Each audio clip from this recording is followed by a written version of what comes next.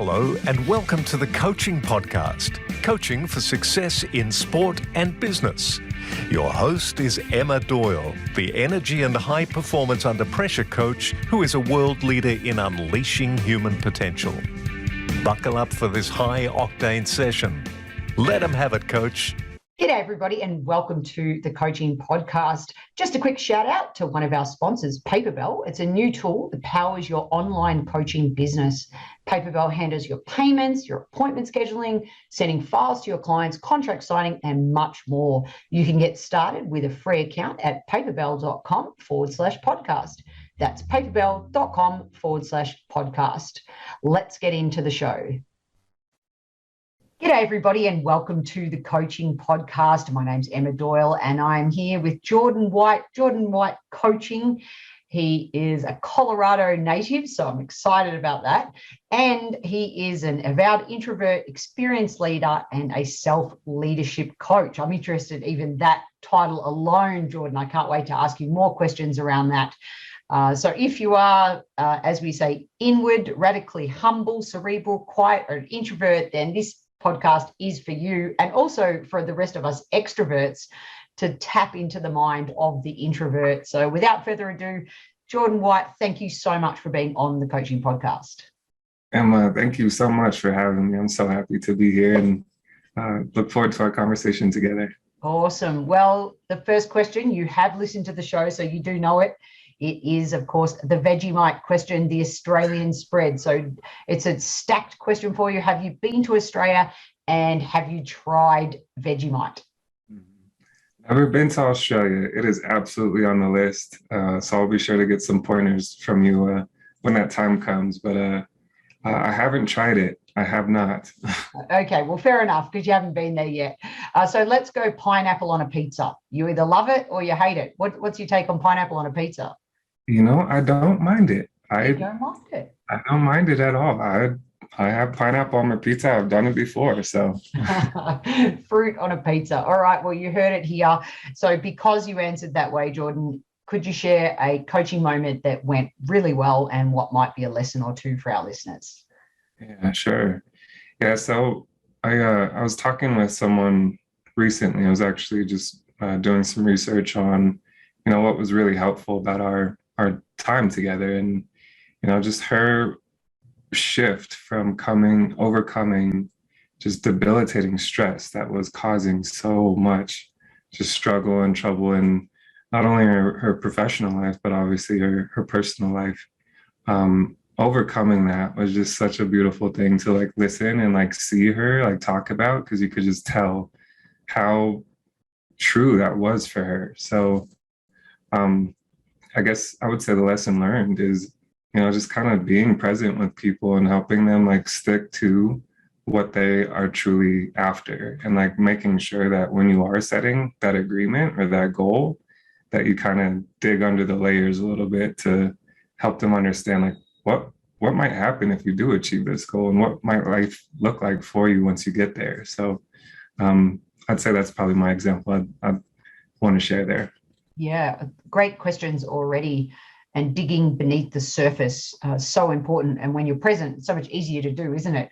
So I love that story. And I also love, I think my listeners might have picked up on it already, I love that you did research. I know that's something I've read through your bio and your notes. It's something that's very important to you. So I'm looking forward to asking you more about that later as well. All right, what about on the flip side? Can you share with us a coaching moment that didn't go well and what might be a lesson or two? Sure. Yeah, I think just as a natural empath, it can be challenging to see people on the other side just really struggling with something, or kind of going through something that you kind of feel like you might have a solution or an answer for, but they're just kind of stuck.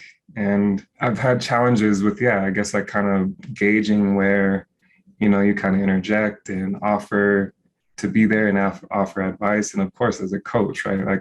It's kind of rarely I do that. There's probably more power than we know in just being there for someone. And, sometimes it's not about having the answer more than it is just being there and being supportive and understanding that, yeah, like sometimes we struggle in life, and that's part of the human experience. It again comes back to, even when you were talking about your best coaching moment, sometimes when we ask our clients as well what was most powerful for them, God, it was just great to be able to have this authentic chat and just say whatever I wanted to say to you. And I was like, oh, but I felt like I didn't provide you with any value. Exactly. So, yeah, I totally could relate to that as well. And yeah, definitely wanting to help people. Empathy is definitely one of my strengths is, and I think as a coach, it is such an important skill. In all my research of the great coaching question, empathy sits at number 5 of top responses. Yes. So I think that's super, super important. All right. What about our sliding doors question? So I think you know it. Do you know it? Are you ready to take it away? Yeah, it sounds good. So I think this was kind of prior to, I guess, my career, my corporate career. I know we were talking a little bit before the podcast started that I have an athletic background. I had a lot of momentum going into college as a basketball player, earned a scholarship. I was excited to kind of step into that next part of my athletic career. And unfortunately, I suffered a pretty bad knee injury my freshman year, like halfway through the season. Yeah, it was discouraging, kind of went into a pretty dark place, and even had, kind of some encouragement from friends and family to maybe, kind of give up basketball, and maybe this is like not the path that you were meant to go down. And I just didn't really sit well with me. So I decided that I was going to put everything I had into recovering and recouping. And so I took a year off and, obviously did that, and was able to recover and ended up earning, obviously that position back on the team, and also another scholarship to a second school after the junior college that I was originally at. So I think, as an athlete, I'd imagine you'd agree that, we learn to push ourselves way beyond, the limits that I think a lot of people who may not have an athletic background or may not, I guess, like kind of follow that path realize, as far as like physically, right? Like, of course, people work hard in their lives, but yeah, just ultimately stayed focused on the outcome and realized that there'd be obstacles along the way. But that was probably a big, kind of learning lesson for me that's followed me into, my career, my coaching, etc. Yeah, it's definitely, injuries is tough to overcome, aren't they? That they're when your back's up against the wall. I've dealt with a number of clients over the years where helping them just through that phase. When, even with a coaching session, what do you want to work on today? I don't know. I'm injured. Like, I go to rehab, I get up, I go to rehab, get up, go to rehab. That's it. So, exactly. Working on those other areas relating to purpose, I think is important as well. So, no, I love that. All right. Time for our guiding question, Jordan. It is, in 1 to a maximum of 3 words, what do you think makes a great coach? I'm super excited to share one of our new sponsors is Paperbell. It's a new tool that powers your online coaching business. If you're anything like me, you probably don't enjoy the boring administration stuff. Paperbell handles all your payments, your appointment scheduling, sending files to your clients, contract signing, and much more. You can get started with a free account today at paperbell.com/podcast.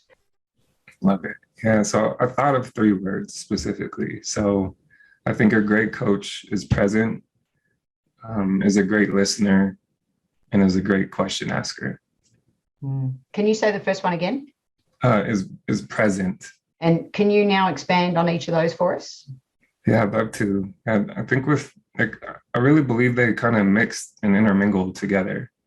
So like by being present, I mean, we are able to create impactful, lasting development that's directly connected, with the presence that we offer the relationship. I mean, people are going to pick up on if you're kind of not there, right? And if you're thinking about something else, or, And of course, we're human. I mean, we have our good days and not so good days. But I think, with being present, it also encourages people to do the same. So they're kind of invited to maybe look at things a bit differently or look at things a little more consciously. I mean, 90% of our thoughts are habitual. So I kind of get curious about like, what are the consequences of that, of just like kind of habitual, same thinking and wondering why the same thing's happening. And I really feel like there's a connection between that and being present. And moving on to, I guess, listening, actually was having a conversation with actually another podcast host, and we were talking about the styles of listening. There was a recent article on Harvard Business Review, and they talked about there's 4 different styles of listening. So there's analytical, and that type of listener aims to analyze a problem from a neutral starting point. And there's a relational listener, so they aim to build connection and understand the emotions of the underlying message, which I think I connect with the most, to be honest with you. There's a critical listener. So they aim to judge both the content of the conversation and the reliability of the speaker. And lastly, there's a task-focused listener. So they work on shaping a conversation towards efficient transfer of important information. So ultimately, I just believe the better you listen, the more you're going to expand the space to reveal what really matters and find that, conversations become more efficient, more effective, and build trust along the way. And you also learn more when you listen. Yeah. And then lastly, question asker. I think, a well-timed and relevant question actually confirms that you are listening and that you are present. You're in that moment with the client. So I think questions help people, kind of learn more about themselves objectively and without shame, without judgment. That's when like real transformation happens, and when they really get invited to maybe think about something a little bit differently and grow and, kind of adjust their thinking. And I think, like we talked about earlier too, I mean, asking more than just the surface level questions too, and like kind of not taking just that first answer for the full truth, right? Like there's usually a story behind the story and then a story behind that story, et cetera. So I think that's kind of sums up the 3 different words. Sums it up very well. It's just remind me of that line where Shrek tells Donkey, ogres are just like onions. They have lots and lots of layers. Yes. As humans, we have so many layers, don't we? And the surface structure of what we say is often not how we feel. And I think that's, what a great coach can. Listening, it's not just to the words, it's listen to the body, listen to the tone, listen to whether there's alignment. So there's so many beautiful skills in that. And thanks for sharing those 4 different listening styles. I'll have to check those out for sure. But I think, trust, you hit the key word there. Trust is huge, isn't it? Especially in the leadership space, which I'm sure we'll explore that post our regular questions. So our final question is, of course, where we ask you to ask us a question. So what sparks Jordan's curiosity? Yeah, I love that. I think when I think about people who, have found what seems to be their path or kind of their calling, what really inspires them, I just love asking the question, like, what got you there? Like, what led you down that path? And, what do you hope is the outcome of your passion? So that's something I get really curious about when I see people who are, really having an impact in the world, and really, whether they're in a leadership position, a coaching role, or, just doing something for the community, or just doing something with passion. Because I really feel like you can feel that, when people have it quote unquote figured out. Yeah. So let's stay on that topic, Jordan. I'd love to know if you could share how you discovered that there is a niche in the coaching marketplace for helping introverted leaders. And yeah, this passion, your passion around that. So how did you discover those two things? Yeah, I think they kind of meshed together. So as I was in my corporate role, so I come from a financial background, and during my time as a supervisor there, I was a contact center supervisor for almost 7 years. And during that time, I actually discovered Myers-Briggs. Like, part of the onboarding process of becoming an employee at the organization I worked for was taking the Myers-Briggs. And that's when I learned what introversion actually was, and how big of a part that was of me. And I really just started to embrace it. I feel like that day, because I had grown up just kind of thinking something was wrong with me. Like, I'd rather like kind of hang out with a couple of friends versus go out and be busy all the time. And, I didn't mind like sitting down and reading a book versus going out and having a drink, or, just all of those things along the way that, kind of naturally happen thinking in kind of an extroverted world. Right. So, and then of course I came across Susan Cain's work, her book Quiet, and her TED Talk, and that was a huge inspiration for me to really continue to go down the path of just like truly, it was a real, I think, shift of just self-acceptance and actually seeing my introversion as a gift. And so that's really where the passion comes. And kind of like you said, there's so many introverted leaders out there that are either not necessarily embracing that that's their natural state of being, or feel like they have to be someone different to be successful as a leader. And that's just not true. Like, it's just not the case. So I love working with people who obviously I can relate to as another introvert, and find some just contentment and self-acceptance and passion behind who they are at their core, and finding the ways to align that with how they're leading people and how they're leading and influencing within their organizations.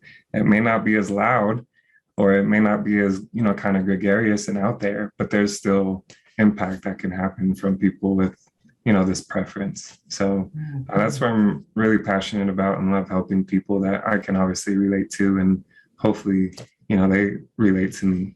Yeah, I love that. And I definitely dated an introvert once, and Quiet saved that relationship for a short period of time. But that was a book that she gave it to me, and she's like, you need to read this. Yep. So I was like, now I understand so much more. So yeah, and I do find that people get promoted in the workplace when they've got the loudest voice, and that is such a shame that sometimes that happens, because it doesn't necessarily mean that they're good at managing people either. So I think they're two great, a great book, and also the TED Talk. Go and check it out if you haven't already. And I'm a big Myers-Briggs fan as well. So it was the first personality profiling I did, and I love that book on how to coach the different personality types. Super important. So what's your go-to tip for, say, managers maybe listening to this podcast when one of their team members is introvert, and they've got all this great information in their brain, but they're not sharing in a meeting? Or what tips, what are some of your top coaching tips to help bring that out in these introverted styles? Yeah. Love that question. Yeah, I think just getting curious about, what's happening, right? Like inside their mind, because as introverts, we process so much internally, and that's where we gain like our energy. So it may seem, like an introvert is maybe disconnected or not really present or engaged, but what's really happening is there's a whole world of ideas and connections and possibilities happening, most likely, maybe not for everyone, but from my experience. So yeah, I'd say, if you're leading an introverted person, making sure that you are setting some time to connect with them one-on-one. That can be really powerful. And, like making space in your meetings. Like if you're noticing, it kind of goes back to being present, right? Like if you're noticing that 2 or 3 people are kind of running the meeting and speaking the most, maybe just kind of step in, like, hey, I'd love to hear what so-and-so has to say. Do you mind, kind of creating some space for that? Also, I'd say like think about how your workplaces are kind of set up, like your work areas. I know most of us, or a lot of us, are in a virtual environment now. But yeah, just making sure that there is an area for someone to step aside and maybe think quietly and process something and think about it. So those are a few tips I think that are helpful. But yeah, I think the one-on-one time and just asking what your introverted person is thinking can open up just so much opportunity and connection. Especially in the virtual world where you've got all these faces on the screen and somebody says, right, well, are there any questions or just who wants to share? That's not going to work. Just those 2 comments alone is not going to be the right space for opening up that sharing opportunity. So finding creative ways to do that. And the breakout rooms are so easy these days, aren't they? So I love that. So let's wind back the clock. Off air, pre-show, you said that your dad and your granddad were football coaches, as in NFL for my Aussie listeners. I'm assuming NFL. Football could be... American football. American? Yeah. Okay.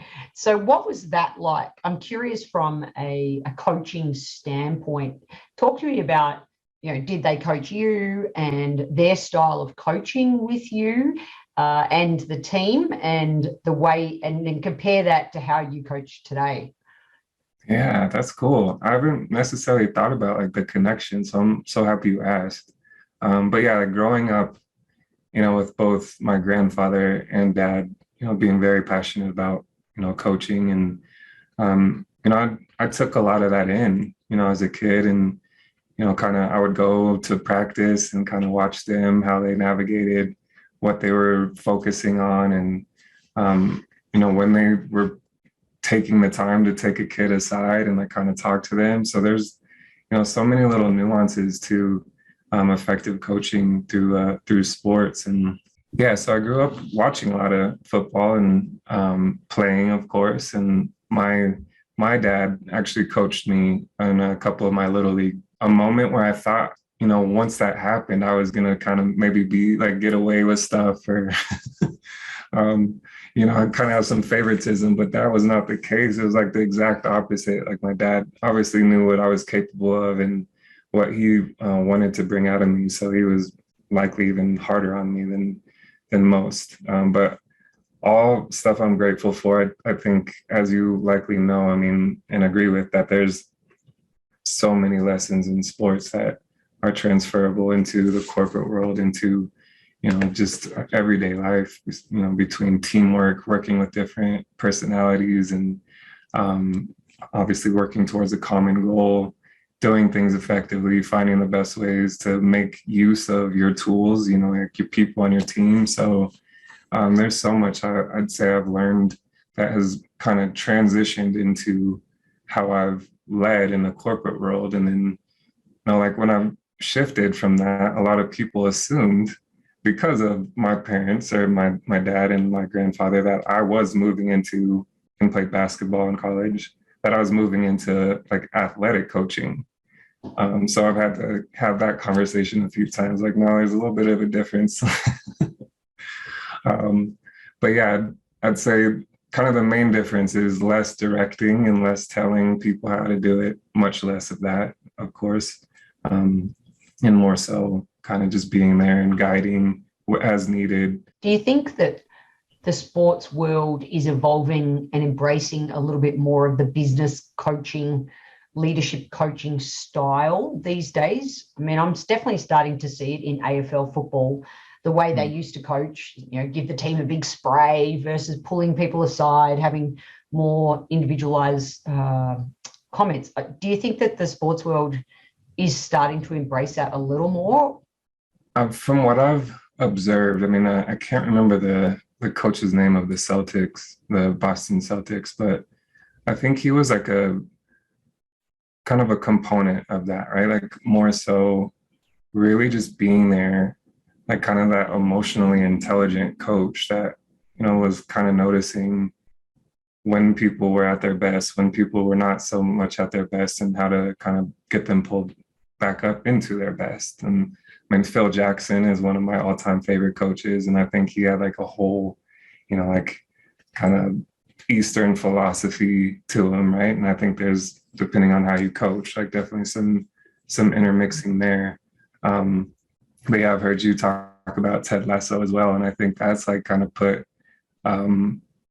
some more awareness on the map of like how you can actually turn a team around by taking some of the principles of life coaching, leadership coaching, et cetera, and bring that into sports coaching. So yeah, I think there's a shift starting to happen, and I hope it continues to head in that direction, as long as it's good for the game and good for the players and the fans, et cetera.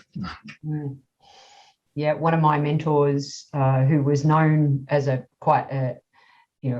verbal, shall we say, football coach, Australian football.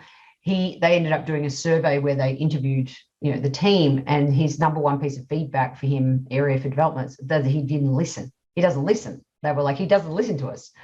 So he ended up receiving that feedback and doing, really changing the culture. And one of the first coaches to have like little subcommittee coaches almost, which was pretty cool back in the sort of the mid 90s.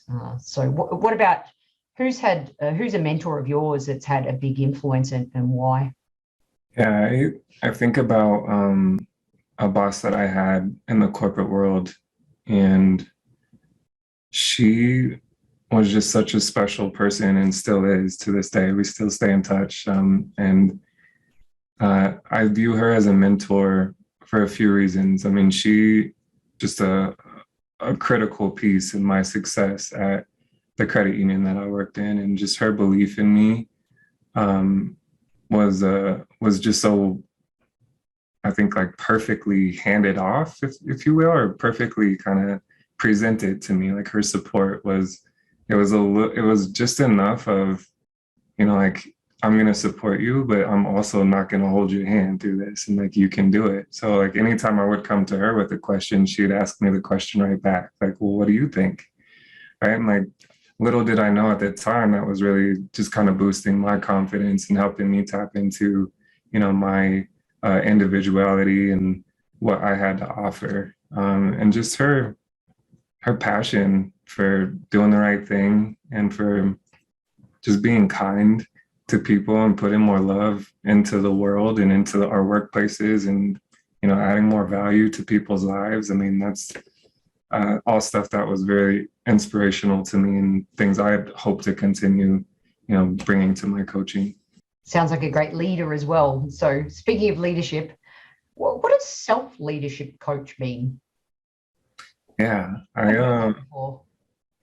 so I'm certified in something called axiogenics, and it's the program we take people through that certification is called Self-Leadership 1, 2, 3.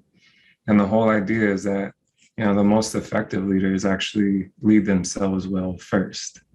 And you can only influence so much externally when you're not necessarily in touch with who you are and like what you want to achieve and why, et cetera. So that's what I mean by self-leadership, is like kind of how are you leading yourself? Because ultimately the quality of, your leadership, your life, your relationships are going to matter on how you're leading yourself through them. Right. And then you can influence stuff around you, but the better you're leading yourself, likely the more impactful your influence is going to be externally. Which leads back into what you were talking about earlier, to know your passion and know your purpose. Mm-hmm. And if you have a hopeful outcome of knowing what that's going to be, it's going to be easier to bring others on board with your mission as well. Yeah, fantastic. So you strike me as a bit of a stats man, and is that is that stereotypical of introverts? I don't know, like. I mean, some, depending on kind of the rest of your MBTI makeup. Mm-hmm. So I'm not so much on that side. I'm an INFP. So I'm like kind of more big picture, like, kind of what values are associated, etc. Okay. I'm an ENFP, by the way. So Okay. we definitely need to catch up beyond the podcast out for sure. So with that in mind, what are some of the things that are on your mind? Like, what are you thinking about at the moment that sort of maybe it's troubling you or challenging you that you're seeing with your clients as well? And if there was any stats around that, about leaders today or anything that comes to mind that any pearls of wisdom you could share with us? Sure. Yeah, I'm not sure if I have any like stats directly associated with like my clients, outside of what we talked about earlier about, when I'm able to actually give clients the assessment that I give them, we're able to actually measure their thinking, right? And like which ways of thinking are either getting in the way of what they want to achieve and maybe causing a little more tension and a path of more resistance. And I'm also able to give them their thinking assets. So their ways of thinking that are helpful and actually scientifically validated to put more value into the world. So throughout that process, that stat we talked about earlier, that 90% of our thoughts are at the subconscious or habitual level, is a big eye opener for clients. And I think a consistent kind of thread that I see with the people I'm working with is one, the stress and kind of how to manage it, the overthinking that kind of stems from the stress. And then kind of the third part of that is kind of feeling stuck, right? Is like, I feel like they kind of all come together as I'm working with clients. So really just helping them understand what's the root of the stress and addressing that. And then what's the cost, right? Of like kind of going back to that root and staying down that path. I mean, if you want something to change, like you have to change. Getting there, and of course with compassion and right timing and all of that good stuff. But yeah, I'd say statistically, we see a lot of, so there's a thinking perspective. So the list that I'm able to give people, or I'm sorry, the assessment I'm able to give people is called the VQ assessment. And we're able to measure 36 different thinking perspectives. So the one we see the most is being at peace. And we see that one being like really overvalued, meaning that people really want things to be the way they want them to be. And when they're not, that's when a lot of stress kind of happens into their life. So just having some awareness around that thinking bias can be really, really just helpful and as far as like kind of making some changes that will help you achieve what you want to achieve. Yeah, sort of get out of your own way, isn't it?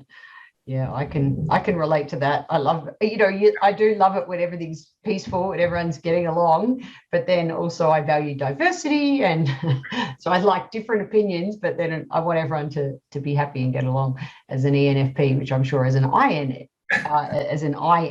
you can relate to that. Absolutely. Yeah, fantastic. All right, so let's wrap it up with, you're in this corporate world and sounds like things are going along well, and then you became a coach. Why did you become a coach? While I was in my corporate role, so I have a master's in communication and leadership. One of the assignments was to find a leadership podcast and write a paper that kind of connected, like the takeaways from the podcast to the theories and stuff we were learning about, in my master's curriculum. And I found a podcast called The Look and Sound of Leadership. I'm not sure if you've heard of it, but it's an executive coach who basically narrates his conversations with his clients. And the more I listened to it, the more I kind of realized I was like naturally doing some of the things that he was doing with his clients, like kind of being the things I've mentioned earlier, just being present, listening really well, asking good, timely questions, and just holding space for people.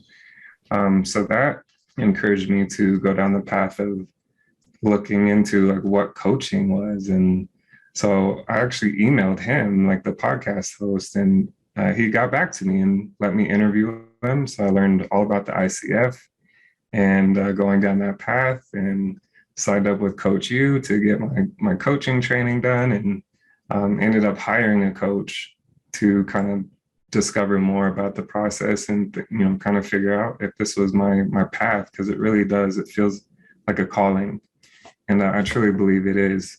So that kind of brought me to, I guess, last November, where I left my corporate role and took the dive into starting the coaching practice, and it's been incredible. And that was I would say that one-on-one time I did have with my team members when I was in the corporate space, like that was when I felt most alive and most connected and most helpful, honestly, for others.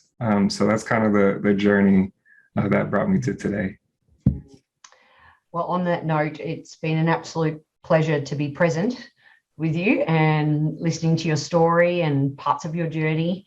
And of course, the value of asking questions at the right time beyond the surface level is definitely a key takeaway from this episode. So Jordan, thank you. And so much more, by the way, so much more. I feel like we could easily, we're just scratching the surface with my introvert friend here. But unfortunately we're out of time. But thank you so much for being on the show. Oh, thank you so much again for having me. It was an absolute pleasure. The Coaching Podcast was brought to you by Paperbell, an online tool to power your coaching business.